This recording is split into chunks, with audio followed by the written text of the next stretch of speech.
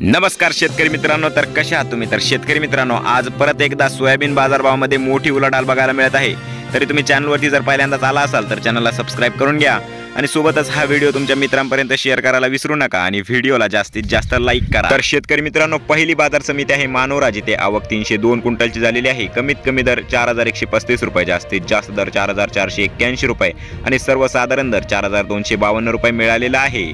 तर शेतकरी मित्रांनो, पुढील बाजार समिती आहे जालना, जिथे आवक 2678 क्विंटलची झालेली आहे। कमीत कमी दर 4100 रुपये, जास्तीत जास्त दर 4450 रुपये आणि सर्वसाधारण दर 4375 रुपये प्रति क्विंटल इतका मिळालेला आहे। तर शेतकरी मित्रांनो, पुढील बाजार समिती आहे नागपूर, जिथे आवक 398 क्विंटलची झालेली आहे। कमीत कमी दर 4100 रुपये, जास्तीत जास्त दर 4450 रुपये आणि सर्वसाधारण दर 4363 रुपये प्रति क्विंटल इतका मिळालेला आहे।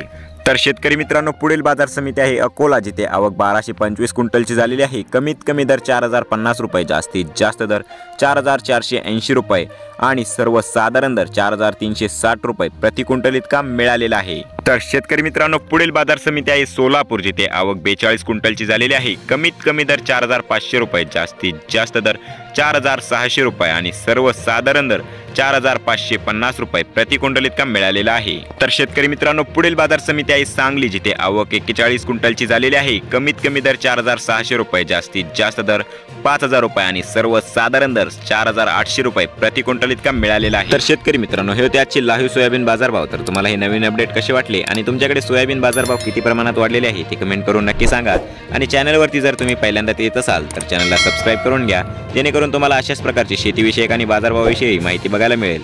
आणि हा व्हिडिओ तुमच्या मित्रांपर्यंत शेअर करा आणि व्हिडिओला लाईक करा। धन्यवाद।